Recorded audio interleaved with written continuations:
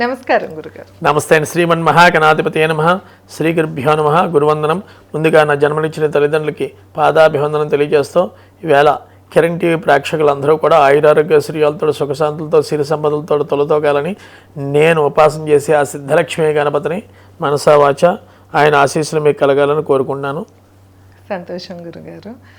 గురుగారు, మనం ఇప్పుడు వచ్చేసి పోగొట్టుకున్న ఆస్తుల గురించి ముఖ్యంగా వచ్చేసి మీరు రెమెడీలు ప్రతిదానికి చెప్తూ ఉంటారు గురుగారు. అది కూడా తేలికపాటి వాళ్ళ ఇంట్లోనే చేసుకునేలాగా లేకపోతే గుళ్ళో చేసేలాగా చాలా ఒక 100 రూపాయలు ఖర్చు కూడా లేకుండా చేసుకునేలాగా చెప్తూ ఉంటారు.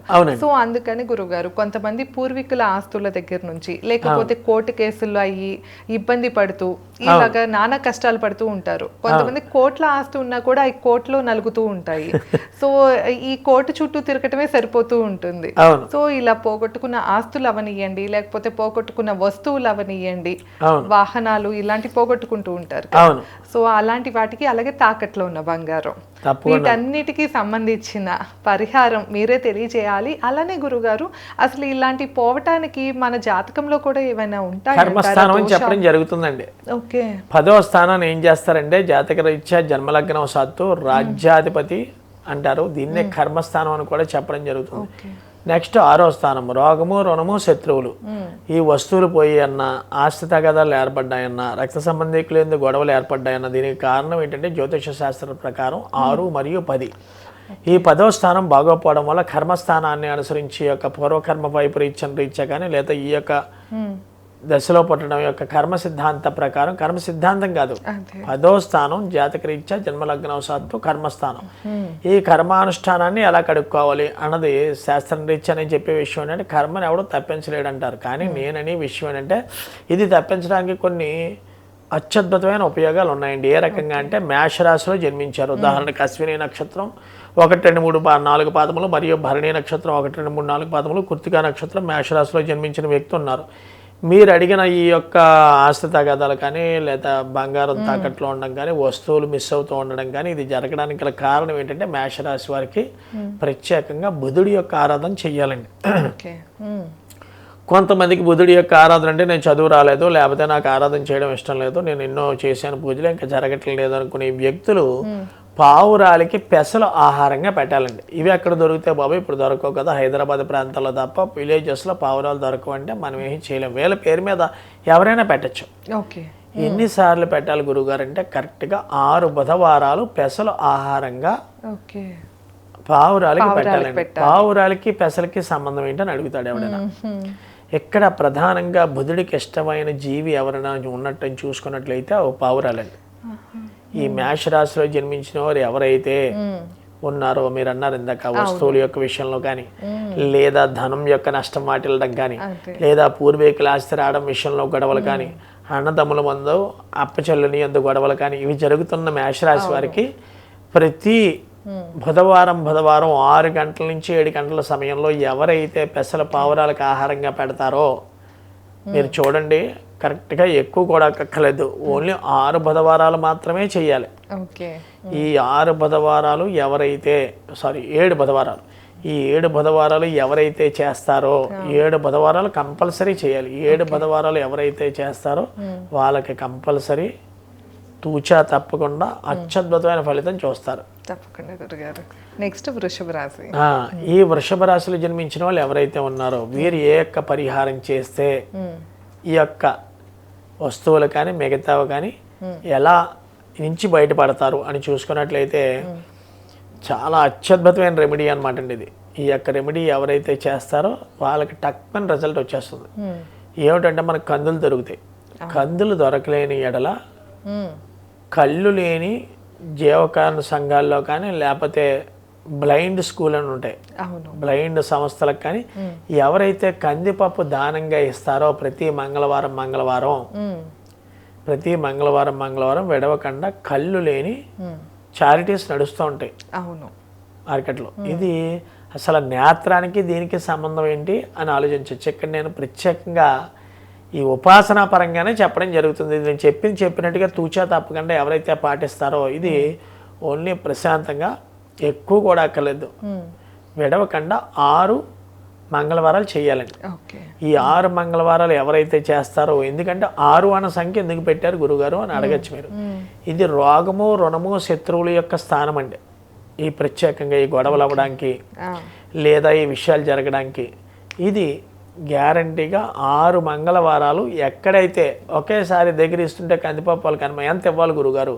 ఒక 2 కేజీల కందిపప్పు కంపల్సరీ. మహా అయితే ఎంత ఉంటుందండి? 150 రూపీస్, 140 రూపీస్ ఉంటుంది. ఎవ్రీ వీక్ 300 ఇన్వెస్ట్మెంట్ తోటి 6 ఎవరైతే మంగళవారాలు విడవకుండా చేస్తారో వృషభ రాశి వారు, వారికి కంపల్సరీ వాళ్ళు అనుకున్న కోరిక నెరవేరంలో ఎటువంటి సందేహం లేదు. తదుపరి వచ్చే రాశి మిథున రాశి. ఈ మిథున రాశి వారు ఏం చేయాలి? గురువారం విడవకుండా శనగలు వీళ్ళకి నచ్చిన దేవాలయంలో ఒక 2 కేజీలు నానబెట్టేసి పొగు చేసి శనగలు గుడిలో దానం కింద వచ్చిన జనాలకు పంచిపెట్టేయాలి. ఎవరైతే ఈ యొక్క మిథున రాశిలో ఉండి ఈ యొక్క విషయాల్లో నలుగుతున్నారో, మీరు అన్న ఈ ఆస్తుల తగాదాల్లో కానీ ఏదైనా, శనగలు తీసుకెళ్ళి 2 కేజీలు నానబెట్టేసి ఇక్కడ పొగు చేసి మనం పెట్టేయాలి. అది పొద్దున్న, సాయంత్రం, రాత్రి అని ఏమీ లేదు, ఏ సమయంలో అయినా చేయొచ్చు. ఇక్కడ వెసులుబాటు ఏమి ఇచ్చామంటే ప్రొద్దుడి గుడిలో అయినా ఇచ్చేయచ్చు. ఎక్కడ మేము దేవాలయానికి వెళ్ళం గురుగారు, మేము మత రకంగా వెళ్ళము అనుకునే వాళ్ళు ఏంటంటే వాళ్ళ మతంలోనే శనగలు పొగు చేసి ఆ చుట్టుపక్కల ఉన్న వాళ్ళకి పెట్టేయడమే. ఇక్కడ గుడిలోనే పెట్టాలని లేదు. 2 కేజీల శనగలు ప్రతి గురువారం 6 గురువారాలు అంటే నెలన్నరలో టాప్ మోస్ట్ రిజల్ట్ అనమాట. దీంట్లో వెనక్కి తిరిగి చూడక్కర్లేదు. 6 గురువారాలు ఎవరైతే చేశారో వారికి తక్షణమే రిజల్ట్ వస్తుంది. 4వ గురువారం అయ్యేటప్పటికే ఏంటి ఇలా జరిగిందో మాయ కింద మారిపోయింది అన్నట్టుగా చూస్తారు. తదుపరి వచ్చే రాశి కర్కాటక రాశి అండి. కర్కాటక రాశి వారు ప్రతి శనివారం విడవకుండా తలస్నానం చేసేసి నల్ల నువ్వులుండలు కాకి ఆహారంగా ఓన్లీ ఎక్కువ కూడా అక్కర్లేదు, కరెక్ట్గా 18 అంటే 18 పెట్టాలి. చిన్న గోలిక్కాయ ఉండల్లా 18 ఉండలు చేసి ఎక్కడ పెట్టాలి గురుగారు? మన ఇంట్లో పెడితే దోషం, మన ఇంటికేమో కాకి వస్తే శని భగవానుడు అని ఆలోచిస్తారు. ఉట్టిదండి అంతా. మన ఇంటి మీద గోడ మీద 9 అంగుళాల గోడ మీద ఒక కుండ పెట్టడం కానీ, ఆ ఉండ మళ్ళీ వచ్చి మా కింద మా ఆవిడ ఇదేంటి బట్టలు ఆరేస్తుంటేనే ఏదో నెత్తి మీద పడిందని ఎవరో పెడతారు. ఇక్కడ ఆ ఉండ పెట్టిన తర్వాత ఆ చుట్టుపక్కనకి ఒక అరగంట వెళ్ళకుండా ఉంటే హ్యాపీగా కాకులు తీసుకుంటారు. లేకపోతే అలా అనుమానం వచ్చినప్పుడు ఓ గుడి ప్రాంతం దగ్గరికి వెళ్ళి, లేకపోతే ఓ నదీ ప్రాంతం దగ్గరికి వెళ్ళి, ఓ చెరువు ప్రాంతం దగ్గరికి వెళ్ళి అక్కడ పెట్టేసి వచ్చేయడమే. దీనివల్ల చాలామంది తర్వాత కామెంట్స్ ఏమైనా వస్తాయంటే మీరు ఇంటి దగ్గర పెట్టమన్నారు, 9 అంగుళాలు గోడ మీద పెట్టాం, కింద మా అబ్బాయి కన్నా అమ్మాయి కన్నా అలా వెళ్తుంటే వాళ్ళ నెత్తి మీద పడింటే దీనికి దోషం ఏమిటండి అని అడుగుతారు. దానికి ఇక సమాధానం చెప్పలేము. అందుకని ఈ కర్కాటక రాశిలో ఎవరైతే ఉన్నారో గురుగారు, మరి సిటీలో అయితే కాకులు అంత కనపడవు కదా, మరి ఏం చేయమంటారు?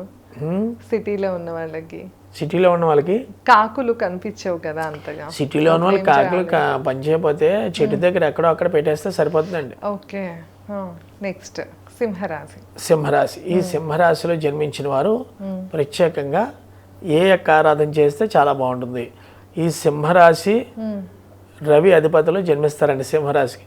వీళ్ళు ఏమి చేయక్కర్లేదు, వాళ్ళు ఆటోమేటికల్లీ సాయంత్ర సమయంలో ఏ రోజు చేయాలి గురుగారు? శనివారం సాయంత్రం సమయంలో 6 to 6:30 సమయంలో, చాలా జాగ్రత్తగా గుర్తుంచుకోవాలండి, 6 to 6:30 సమయంలో శివాలయ దర్శనం చేసుకుని వారు కరెక్ట్గా 21 ప్రదక్షిణాలు చేయాలండి. సింహరాశిలో ఎవరైతే జన్మిస్తారో వాళ్ళు వీళ్ళకి మనసులో ఉన్న కోరిక ఉంటుంది కదా, దేని గురించి ఎక్కట్లు పడుతున్నారో వాళ్ళు 21 ప్రదక్షిణాలు ఓన్లీ సింహరాశి వాళ్ళే శివాలయ ప్రదక్షిణం చేసి తదుపరి వీరు మనసులో ఉన్న కోరిక కరెక్ట్గా 6 శనివారాలు, ఆ 3వ శనివారం అయ్యేటప్పటికే అత్యద్భుతమైన రిజల్ట్ వస్తుంది. దీంట్లో ఎటువంటి దురుద్దేశం లేదు. తదుపరి వచ్చే రాశి కన్యారాశి అండి. ఈ కన్యారాశి ఏమి చేయాలి అని చూసుకున్నట్లయితే నల్ల మినువులని దొరుకుతాయి మనకి.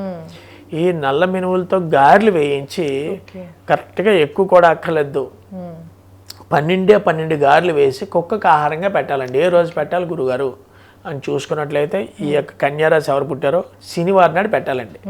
ఈ కన్యారాశిలో ఎవరైతే ఎక్కట్లు పడుతున్నారో వాళ్ళు గారెలు కరెక్ట్గా 12 గారెలు ఎందుకు చెప్పారండి అని అడగచ్చు. ఇక్కడ 12 అన్న సంఖ్య ఏంటంటే గురుడికి సంకేతం అండి.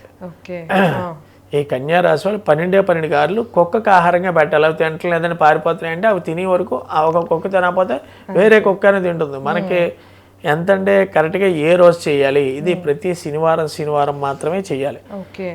ఏ సమయంలో అయినా పెట్టచ్చండి. ఎన్ని శనివారాలు గురుగారు? కరెక్ట్గా 6 శనివారాలు, ప్రతి దానికి 6, ఓన్లీ మేషరాశికి మాత్రం 7. ఓకే. ప్రతి ఎవరైతే ఈ యొక్క నేను చెప్పిన కన్యా రాశిలో జన్మించున్నారో వారు 12 గార్లు కుక్కకు ఆహారంగా పెట్టిన ఎడల చాలా అత్యద్భుతమైన ఫలితం చూస్తారు. తదుపరి వచ్చే రాశి తులారాశి. ఈ తులారాశి చూసుకున్నట్లయితే మనకి చిన్న చిన్న శనగలతో వేసిన వడలు ఉంటాయండి. అవును, అవి కొంచెం కష్టం అనుకోకుండా ఒక 16 వడలు ఓన్లీ శనగలతోటి చేయించాలండి. ఇక్కడ శనగలు దానం కానీ శనగలు పెట్టించడం కానీ కుదరదు తులారాశి వారికి. ఓన్లీ 16 అంటే 16 వడలు ప్రతి గురువారం వేసి మన చుట్టుపక్కల ఉన్న వాళ్ళకి కానీ లేకపోతే గుడిలో కానీ ఇచ్చేస్తే ఆ యొక్క దోష పరిహారార్థం పోతుందమ్మ. కరెక్ట్గా 6 యొక్క గురువారాలు చేయాలి కంపల్సరీ తులారాశి వారు. తదుపరి వచ్చే రాశి వృశ్చిక రాశి. ఈ వృశ్చిక రాశి వాళ్ళు ఏం చేయాలి అని చూసుకున్నట్లయితే వీరు చాలా సింపుల్ రెమెడీ. ఎవరైతే వృశ్చిక రాశిలో జన్మిస్తారో వారు 2 కొబ్బరి బండాలు తీసుకుని ఎప్పుడు తీసుకోవాలండి? మంగళవారం నాడు వృశ్చిక రాశిలో పడతారు. మంగళవారం ఒక దేవాలయానికి కానీ లేదా బయటికి ఎక్కడో అక్కడ ఆది దంపతులు ఇద్దరిని చూసుకోవాలండి. అంటే భార్య భర్త ఉన్న మన చుట్టుపక్కల బోలేంత మంది ఉంటారు, లేకుండా ఉంటారు. భార్య భర్తలకి ఓన్లీ కొబ్బరి బండం ఒకటే ఇస్తే 3-4 పట్టుకెళ్ళడం బెస్ట్. ఇంకొన్ని ఇవ్వండి ఇవ్వకుండా లేకుండా ఉండకూడదు. కానీ 2 బొండాలు తగ్గకుండా ఎక్కువైనా ఇచ్చినా పర్లేదు. కానీ భార్యకి భర్తకి కొబ్బరి బండం వాళ్ళు అడుగుతారు, కొబ్బరి బొండానికి దీనికి సంబంధం ఏమిటి అని. చాలా అత్యద్భుతమైన రెమెడీ అనమాట. అంటే బొండం పైనేమో ఆకుపచ్చగా ఉంటుంది, లోపల తెలుపుదనంగా ఉంటుంది. ఇక్కడ ఏంటంటే వీడికి జీవితం సస్యశ్యామలం అవడానికి చంద్రుడు నీచిపట్టు ఉంటాడు వృశ్చిక రాశి వాడు. అందుకని కొబ్బరి బొండం దానం చేస్తేనే అత్యద్భుతమైన ఫలితాలు ఉంటాయి. తదుపరి వచ్చే రాశి ధనుసు రాశి. వీళ్ళు ఈ ధనుసు రాశిలో ఎవరైతే ఈ యొక్క ఇతి బాధలతో అనుభవిస్తున్నారో వీరు పాయసం నివేదనగా చేసి ఊళ్ళో అమ్మవారి గుడిలో కానీ లేదా మన ఇంట్లో కానీ పాయసం నైవేద్యం పెట్టేసి నలుగురు తినచ్చు. ఎప్పుడు చేయాలి గురుగారు అంటే ప్రతి శుక్రవారం పాయసం చేసి చిన్న గ్లాసులతోటి మన టీ గ్లాసులు అంటారు కదా, ఇవి ఎన్ని గ్లాసులు చేయాలి? 5 గ్లాసులు అండి. పాయసం చేసి పాలు అన్నము కలిపిన పాయసం అనమాట. పాయసం అంటే పాలు ప్లస్ అన్నం కలపాలి. ఎవరండి? ఈ ధనుసు రాశిలో ఉన్నవాళ్ళు. ఈ ధనుసు రాశిలో జన్మించిన వాళ్ళు పాయసం చిన్న గ్లాసులు ఎవరికి ఇవ్వాలంటే బాల రూపంలో ఉన్న ఆడపిల్లలు చూస్తారు, చిన్నపిల్లలు, చిన్న అమ్మాయిలు 5th క్లాస్ లోపు 5వ క్లాస్ లోపు ఉన్న బాలలు ఉంటారు. వీళ్ళకి 5 గ్లాసు బాలలకి చిన్న పిల్లలు ఉన్న వాళ్ళకి మనసులో కోరుకుని ఈ యొక్క పాయసం కానీ ఇచ్చినట్లయితే ఎవరండి? ధనుసు రాశిలో జన్మించిన వారు తక్షణమే అండి 6 శుక్రవారాలు చెయ్యాలి. ఇది ఓన్లీ బాల రూపాన్ని చిన్నపిల్లలకే తెలిసిపోతుంది కదా. కానీ కొంతమంది దొరకరు. అలా గురుగారంటే దొరికి వరకు తిరగాలి. ఎందుకంటే మనకు కార్యజయం అవ్వాలి. ఈ కార్యజయం అవ్వాలంటే కొంచెం కష్టపడాలి. అన్నాల్లో ఉన్న ఈ యొక్క సింపుల్ రెమెడీతో అత్యద్భుతమైన ఫలితాలు చూస్తారు. తదుపరి వచ్చే రాశి మకర రాశి. ఈ మకర రాశి వారు ప్రతి ఒక్క సోమవారం నాడు కూడా విడవకుండా శివాలయంలో ఉన్న పంతులు గారికి 1.5 కేజీ బియ్యం, ఒక 1/2 కేజీ బెల్లం ముక్క బ్రాహ్మడికి దానం చేసేయాలండి. ఏ బ్రాహ్మడికి అంటే వినాయకుడి గుడిలోనో అయ్యప్ప స్వామి గుడిలోనో రాఘవేంద్ర స్వామి గుడిలో ఉన్నవాడికి కాదు, ఓన్లీ శివాలయంలో ఉన్న బ్రాహ్మడికి మాత్రం చేస్తేనే ఈ యొక్క విధి ప్రకరణ. శివాలయం బ్రాహ్మడికి అంటే ఈశ్వరుడికి మనం ఇస్తున్నాం అన్న కోరికతో ఇస్తాం. అక్కడ తీసుకునేవాడు మన దగ్గర నుంచి ఎవరంటే ఈశ్వరుడు అండి. ఆయన తీసుకోగలిగితే ఎవరైతే మకర రాశిలో జన్మించిన వాళ్ళు అత్యద్భుతమైన ఫలితాలు చూస్తారు. 1.5 కేజీ బియ్యం, ఓ 1/2 కేజీ బెల్లం మొక్క, ఓ 11 రూపాయలు వాళ్ళ ఇష్టం. దక్షిణ వాళ్ళ ఇష్టం మీద ఉంటుంది. ఎందుకంటే దక్షిణ ఇవ్వకుండా చేయకూడదు. అది రూపాయి అవ్వచ్చు, 5 రూపాయలు అవ్వచ్చు, వాళ్ళ స్వవిషయం మీద ఆధారపడి ఉంటుంది. అలా ఇచ్చిన ఎడల ఎవరైతే ఈ మకర రాశిలో ఉన్న వాళ్ళు ఈ యొక్క ప్రాబ్లం నుంచి బయటపడే ఆస్కారాలు ఎక్కువ ఉన్నాయి. తదుపరిది కుంభరాశి అండి. కుంభరాశి వారు ఏం చేయాలి? ప్రతి ఆదివారం విడవకుండా నీచు మాంసాలు మానేసి భార్యాభర్తల మధ్య కలవడం మానేసి ఎవరైతే ఈ ప్రాబ్లంతో ఉన్నారో ఈ కుంభరాశి వారు విడవకుండా 6 to 6:45 సమయంలో ఉదయం నాడు ఆదిత్య ఉదయం 6 to 45 ఎన్నిసార్లు అయితే అన్నిసార్లు బయటకు వచ్చేకూడదండి. 45 minutes సూర్యుడు ఎదురుగుండా నిలబడి ఎవరండి? కుంభరాశి వారు ఆదిత్య హృదయం చదివి స్వామివారికి తాములపాకులో బెల్లం నివేదనగా చూపిస్తారు. చిన్న బెల్లం మొక్క చూపించి ఆ తాములపాకులోనే పెట్టాలండి. విడిగా గోడ మీద పెట్టేస్తారు మన వాళ్ళు తెలియక. కానీ తాములపాకులో పెట్టి స్వామివారికి చూపిస్తారు. వీళ్ళు అఖండమైన నేను చెప్పిన మీరు అడిగిన ఈ ప్రాబ్లం నుంచి బయటపడి మంచి పురోభివృద్ధి జరుగుతుంది. తర్వాత ఆఖరిది మరియు మీనరాశి. వీళ్ళు ఏ రకమైన చేస్తే రెమెడీ అత్యద్భుతమైన ఉంటుంది అని చూసుకున్నట్లయితే వీరు చాలా అత్యద్భుతమైనది. ఏంటంటే ఒక కరెక్ట్గా 9 మందికి నవగ్రహాలకు అధిపతి 9 కాబట్టి మీనరాశిలో ఎవరైతే ఉంటారో 10 నుంచి 15 రూపాయలు ఉంటుంది ఓ పుచ్చకాయ మొక్క. ఇలాగా 9 మందికి పుచ్చకాయ దానం ఏ రోజు చేయాలి గురుగారు? ప్రతి బుధవారం 9 పుచ్చకాయ మొక్కలు 9 మందికి ఇవ్వాలండి. ఓకే. ఇక్కడ 9 అని ఎందుకన్నామంటే ఇక్కడ నవగ్రహాలు అనే విషయం పక్కన పెడితే వీళ్ళకి చాలా ఎక్కువగా ఉంటుంది. ఈ మీన రాశి వారికి ఇప్పుడు ఏలినాటి శని ప్రభావం జన్మస్థానంలో ఉండడం, అది కాకుండా రాహు వ్యయంలో ఉన్న కారణంగా, షష్టంలో కేతు ఉన్న కారణంగా ఇవన్నీ మీద పడిపోతూ ఉంటాయి. వీటి నుంచి పుచ్చకాయ 9 మొక్కలు చేసి అంతే 9 మందికి ఇవ్వాలి. ఒకరికే 9 మొక్కలు తినేలేకపోతే 4గురికి ఇచ్చేసాం 9 మొక్కలు సిద్ధాంత్ గారు చెప్పారు కదా, వదిలేస్తే 9 మందికి కొంచెం ఈ సమయంలో బుధవారం సమయం ఎప్పుడైనా పర్వాలేదు 6 బుధవారాలు చేసిన ఎడల అత్యద్భుతమైన ఫలితాలు చూస్తారు. తప్పకుండా గురుగారు. సో విన్నారు కదా, పోగొట్టుకున్న ఆస్తులు లేకపోతే వస్తువులు వీటిని మళ్ళీ తిరిగి పొందాలి అంటే గురువుగారు చెప్పినట్లు చిన్న చిన్న పరిహారాలే అండి. ఎన్నాళ్ళ నుండో ఎదురు చూస్తూ ఉంటారు కదా, అలాంటిది కేవలం ఒక 2 నెలల పాటు మాత్రమే ఇంచుమించు అంతే. మీరు పోగొట్టుకున్న ఆస్తులు అవును గురుగారు.